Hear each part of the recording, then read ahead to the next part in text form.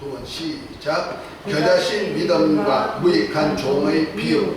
겨자씨 믿음과 무익한 종의 비유.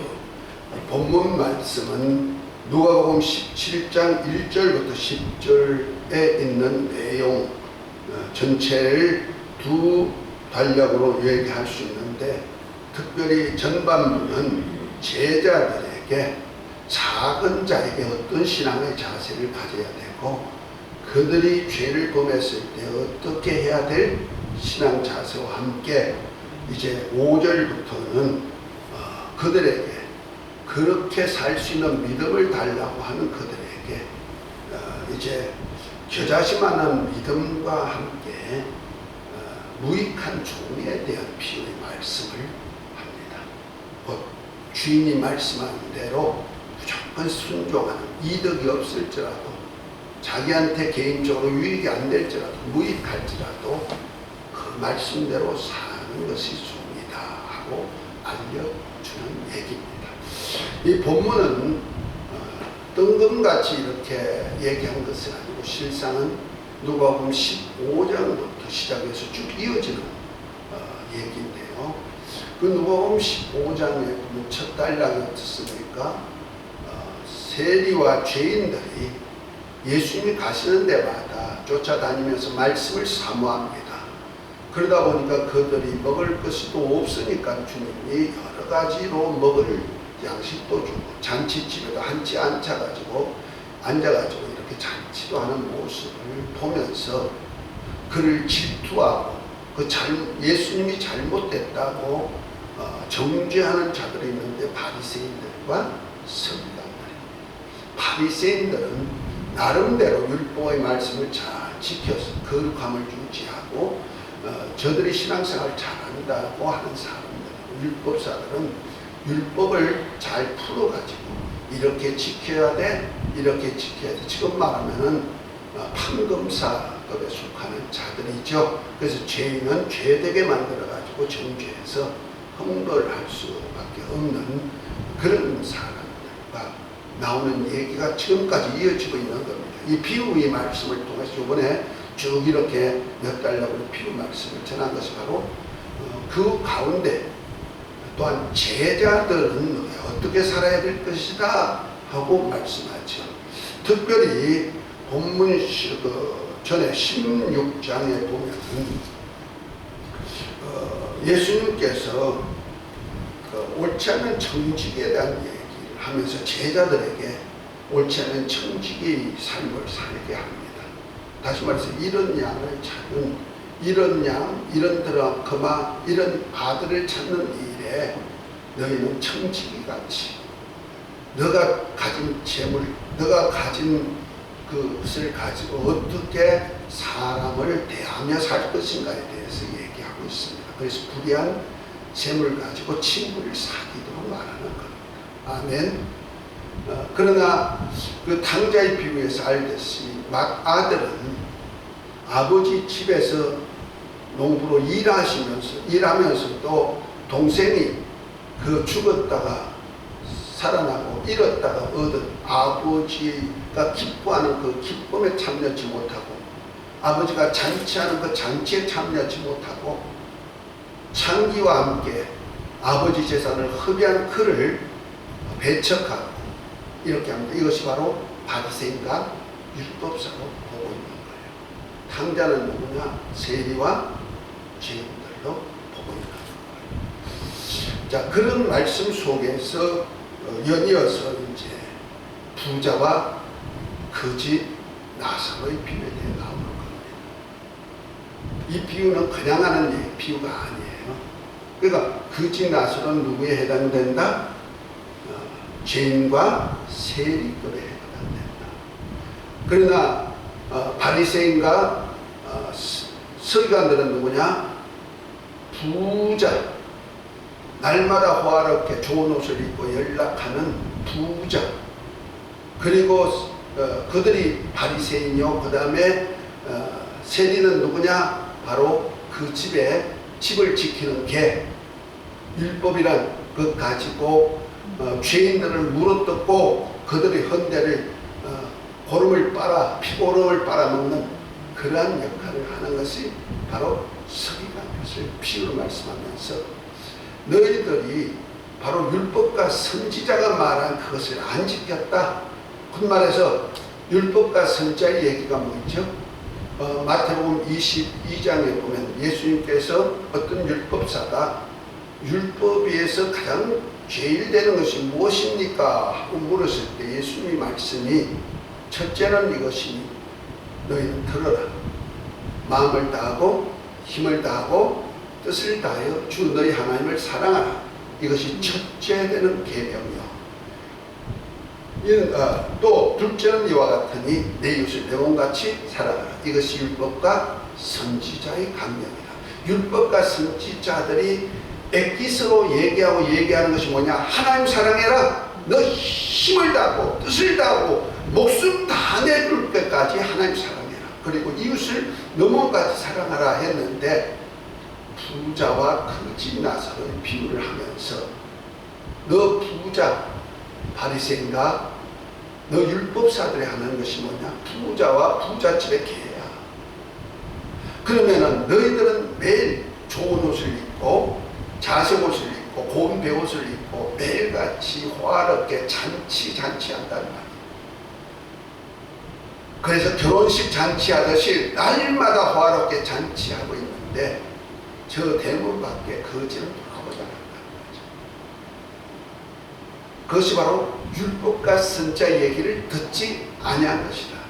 다시 말해서 너희 몸같이 이웃을 사랑하려는데 너희는 날마다 자색 옷을 입고 고운 배옷을 입고 날마다 화로운 음식 가지고 결혼잔치와 같이 잔치를 하고 있지만은 저 대문 밖에 있는 거지는 돌아보지 않았잖아요. 만약 너 몸 같았으면 어떻게 한다? 그도 잔치에 참여시켜가지고 자 같이 먹읍시다 이렇게 해야 될 텐데 안 했다는 거죠.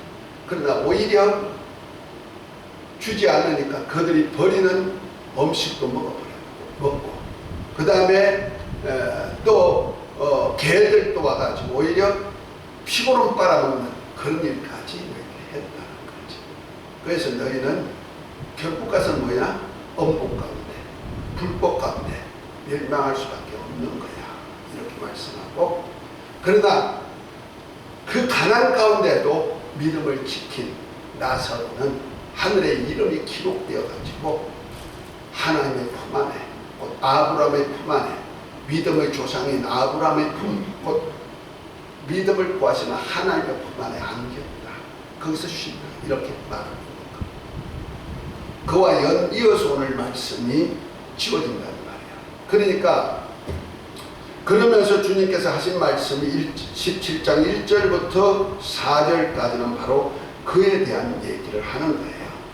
그러면 너희는 어떻게 할 것이냐? 바리새인들은 지금 부자가 돼가지고 저렇게 하다가 멸망당하게 됐지만 너희는 그럼 어떻게 하느냐? 그러면서 1절에 예수께서 제자들에게 이러시되 그러죠. 그러니까 항상 바리새인과 율법사들 그리고 제자들 이렇게 해가지고 비유가 지금까지 이어지는 거예요. 이 얘기는 참 기가 막혀야죠. 우리 그래서 이원론이 아니고 하나님의 나라는 어떻게 살았느냐에 따라서 어떤 말씀으로 살았느냐에 따라 가지고 영생과 영면이 결정됨을 보여주고 있다는 것을 말하고 있는 겁니다. 그러면서 뭐랍니까? 실족해 하는 것이 없을 수는 없으나 실족해 하는 자에게는 과가 있다 말하면서 저가 이 작은 자 중에 하나를 실족해 할진대 차라리 연자맷돌을 그 목에 메우고 바다에 던진 것이 나으니라 하면서 실족해 하지 말라는 거죠. 다시 말해서 부자가 누굴 지금 실족해 했다? 거지 나사로를 돌보지 않으므로 더군다나 개들이 와서 헌대를 할 때도 개가 할 때면 짐승이 사람의 목을 핥고 말에 헌대를 할 때 같다면 인격적으로 모독이 있느냐 엄청난 모독이라는 거죠. 아니 사람을 개보다 못한 취급을 했다 이런 얘기입니다. 이해가 됐습니까? 부자는 그렇게 했다는 거예요. 그 인격 모독을 했다는 거죠. 그러니까 너희는 어떻게 하느냐? 제자들은 너희는 인격 모독하지 말하다. 그 작은 자가 누구냐? 성경에는요, 작은 자, 가난하고 헐벗고 굶주리고 옥에 있는 자에게 하는 것이 주님께 하는 것이라고 마태복음 25장에 보면 분명히 양과 염소의 구별에서 나오죠. 그러니까 이 작은 자는 곧 주님으로 비유하고 있다는 거죠. 마태복음 11장 12절에 보면은 10절부터 보면 천국은 침노하는 자의 것인데, 그러면서 하신 말씀이 세례 요한의 때로부터 천국은 침노를 당하는데 침노한 자가 빼앗느니라 말씀하시면서 하신 말씀 뭡니까?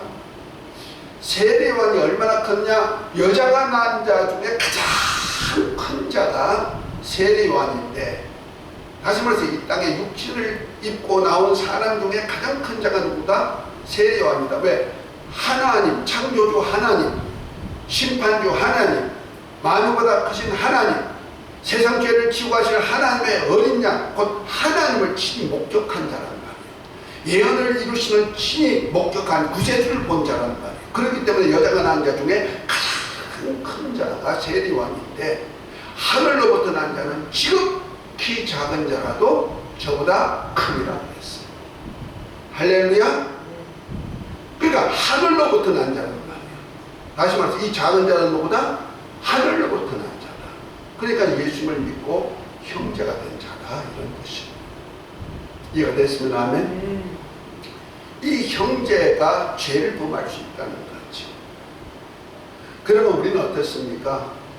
바리새인과 율법사는, 바리새인들은 죄인 근처도 안 가려고 그러고 더러워지려고 옷이라도 스치면 더러워질까봐 피해가는 사람이라면은, 율법사는 어떻습니까? 저거 죄인이야, 저 뭔죄 지어서 죽여야 돼, 뭐 벌금 넣어야 돼, 이렇게 하면서 정죄하고 막 뜯어내려고 그러죠. 근데 제자들에게는 어떻게 해라? 저들을 용서해 주라. 실족게 하지 말고, 저들이 오죽하면은 저런 죄를 범했을까? 저들의 심령을 알고, 누구든지 세상에 죄 짓고 싶은 사람이 있으면 한번 손들어 보세요. 아무도 없죠? 내 자식이 죄 짓기를 원하는 부모가 있습니까? 전혀 없습니다. 세상에 악한 부모도 자식이 좋은 것을 누리고 좋은 것을 가지기를 원하시는 것이 부모의 심령이듯이, 하나님도 똑같단 말이에요. 그런데 하물며 우리가 하나님의 자녀가 되고 같은 형제끼리 보면서 우리 주위에 죄 짓는 사람들이 꽤 있단 말이에요. 다시 말해서 탕자 같은 사람도 있고, 세리 같은 사람도 있고, 또 하나님 법에 어겼난 죄를 범한 사람들도 볼 수가 있다는 거죠. 또 세상 윤리 도덕적으로도 우리가 볼 때는 나쁜 사람도 있다는 거죠. 그러나 그들 중에 만약 그런 자가 있다면 너희는 어떻게 해라? 오늘 말씀해 보니까 3절에 그럽니다. 스스로 조심해라 그랬어요. 작은 자를 실족게 하지 말으라는 거죠. 만약 실족게 하면 연장맷돌을 메고 어떻게 해라? 가다 죽어라, 바다에 던져라. 왜냐하면 그 실족게 하는 죄 때문에 어디 들어간다? 지옥 간다. 그것이 바로 16장 16장 19절부터 부자와 거지 나서서 보았잖아요. 이거지. 비유로 말씀했다는 거지. 우리는 이 말씀 하나 참 가슴이 뜨끔해야 됩니다.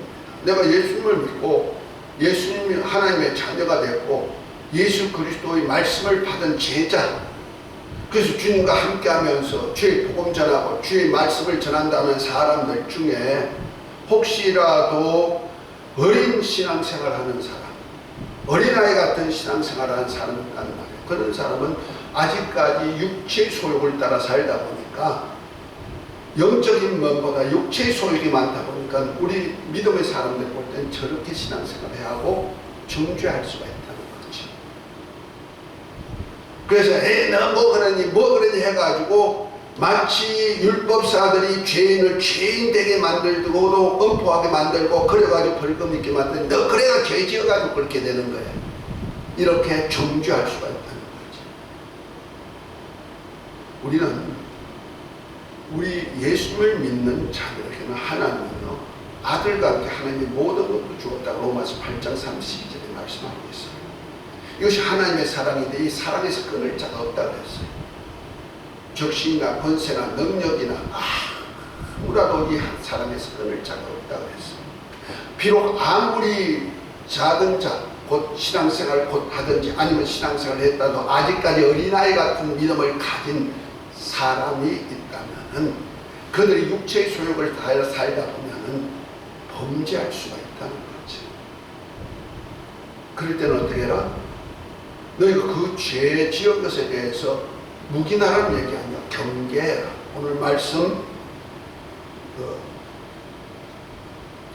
3절에 너희가 스스로 조심하라. 만일 내 형제가 죄를 범하거든 경계하고. 그러니까 경계한다는 얘기는 자기도 한번 돌아볼 수 있는 기회를 가지라는 얘기죠.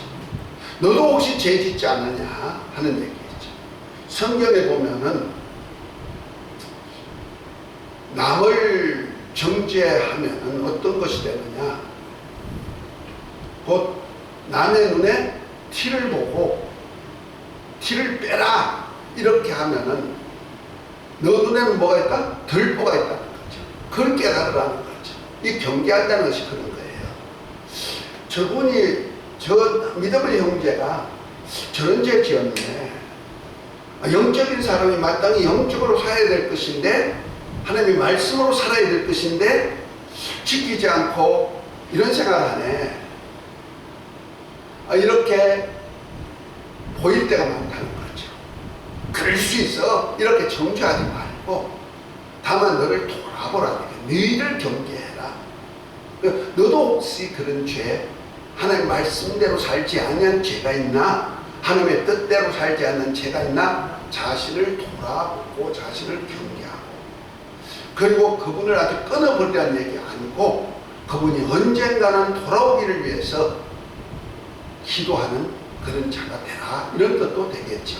왜? 형제니까. 마치 내 자식이 두 형제가 있는데 두 형제가 싸워. 치락거려. 싸워. 그러다가 그냥 나중에 그냥 박이 터지고 막 싸워가지고 진창이 됐다 할지라도 부모는 어떡할까?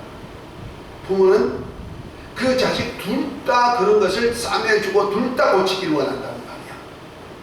너는 잘 되고 너는 나쁘다 이렇게 하진 않는단 말이야.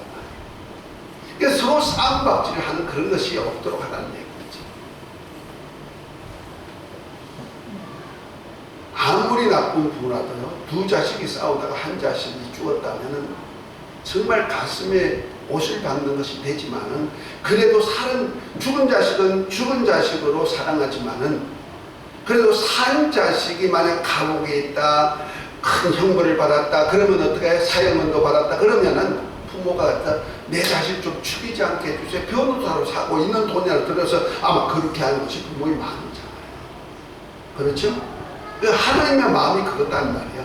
너 부자가 되었고 너희들은 제자가 되어서 지금 장성한 분량이 아니냐. 그런데 어린 신앙을 가져다 보니 육체대로 사는 것이 죄가 되어서 이 땅을 제대로 알지 못하고 저들이 사니까 너희들이 그거에 대해서 좀 경계는 해라. 가르치라는 얘기 아니죠. 언제나 하나님 깨닫게 하시겠죠. 그러나 그가 어느 순간에 깨닫고, 책망하라는 얘기 아닙니다. 말씀 가지고 깨닫게 해줘가지고 깨달을 때, 깨닫고 회개하면 어떻게 해라? 용서해줘. 할렐루야? 그런데 이 용서를 어떻게 하는 것이냐? 4절에 만일 하루 7번이라도 내게 죄를 얻거든, 7번 내게 돌아와서 내게 회개하노라 하거든 너는 용서하라 하죠.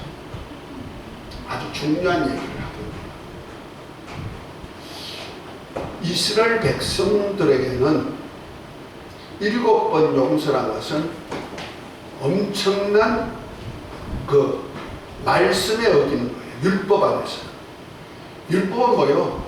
범죄한 것은 범죄한 것으로 제재하게 된다. 그래, 이는 이로 대인 것은 대인 것으로, 죽이는 것은 죽이는 것으로 되어 있다는 말이에요. 용서란 것이 없다는 말이에요. 근데 예수님께서 뭐라 합니까? 율법 안에서 아무리 회개했다 해도 용서받을 수 없는 건데 용서해 주라. 이건 될 수가 없는 얘기 아니에요. 지금 현재 입장에서는 안 된다는 말이에요. 그러나 하나님께서 우리 억만급의 죄인된 우리를 예수 그리스도를 통해서 용서해 준 같이 너희도 어떻게 해라? 용서해 주라는 거죠. 어떨 때? 회개할 때. 우리는 이것이 참 우리를 볼 때는 그냥 그렇게 넘어가지만 율법 안에서 지금까지 양육됐던 제자들, 그 율법 안에 있던 그 제자들로서는 이거 이해할 수가 없고 그렇게 한다는 것은 참 힘들다는 거지. 어떻게 그렇게 할 수가 있습니까? 하는 얘기죠. 그런데 제자들은 뭐예요? 그렇게 할 수 있는 믿음을 더해 주셨어요. 성경에 뭐라 합니까? 베드로가 주여 어떤 사람이 죄를 범하면 몇 번이나 용서하니까 7번에 7번이나 용서하니까 하는 말씀과 여기 연결되는 거죠. 그럴 때 죄는 뭐랍니까? 7번에 7번뿐 아니라 7번뿐 아니라 7번에 7번이나 용서해라 그랬죠. 그러니까 7번 용서해 주니까 이것이 지금 그렇게 했을 때 주님은 그 말씀 여기 더 연장은 안 됐지만 주님 말씀에는 7번에 7번이나 용서해라 했단 말이에요. 이거는 무한한 용서지 회개하는 자에게. 할렐루야.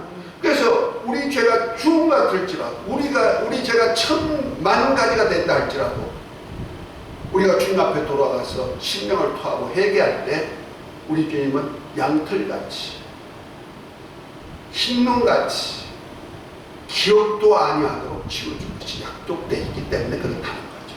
그러니까 너희도 어떻게 되나? 예수님의 제자라면은 예수님을 통해서 그렇게 대하 만 가지 몇 억 가지 아니 너 대대로 조상으로부터 유전된 망령된 행실 그까지 사함받을 수 있는 것은 어린 양 예수 그리스도의 피로 사함받듯이 너희도 그런 마음 가지고 용서해 주는 거죠.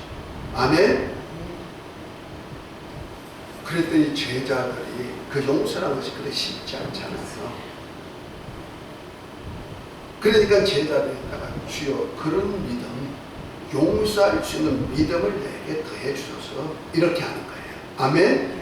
뭐 예수 믿는 믿음이 없으니까 믿게 더해달라는 거 아니에요. 물론 마가복음 11장에 보면은 하나님을 믿어라. 그리고 이 산하 바다에 던져라 명하고 의심치 않으면 그대로 되리라 하면서 너희가 결심하는 믿음만 있어도 그 말씀이 이룰 것을 말씀은 하셨지만 그것은 그 무화과나무가 저주했을 때 하나님의 권세, 하나님을 믿고 그 말씀의 권세를 믿게 하기 위한 하나님의 방편이지만 여기서 말하는 믿음을 다하소서 하고 했던 그 믿음은 바로 저자신만한 믿음은 뭡니까?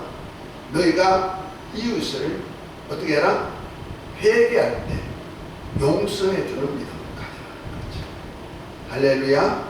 우리 신앙이 뭡니까?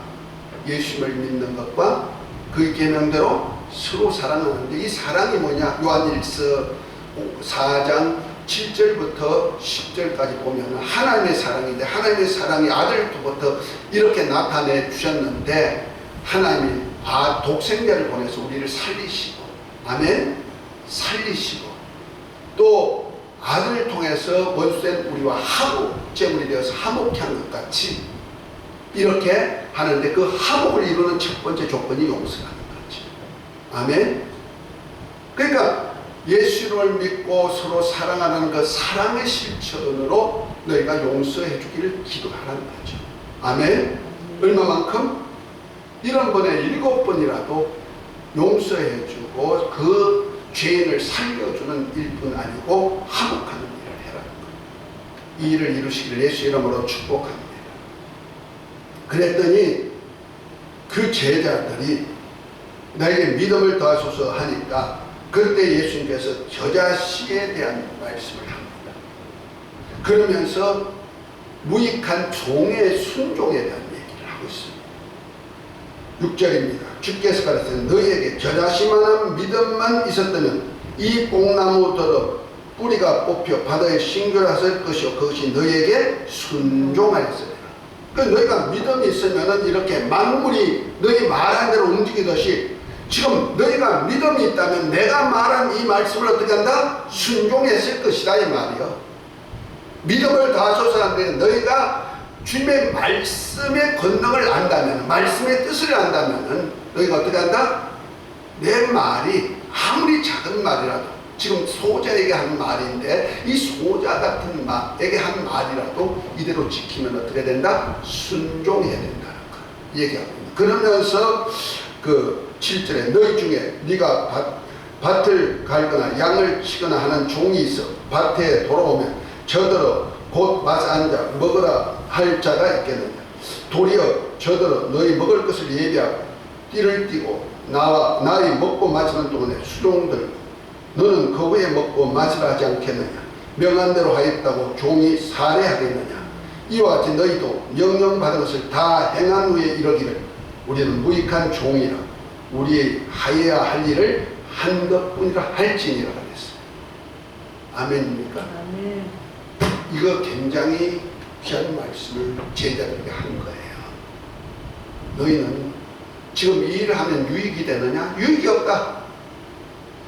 다만 주님의 나라에 와서 일하는 농부로서 부지런히 일하는데 농부로서 일한다고 해서 열매를 거두어서 먹을 생각하지 말아라.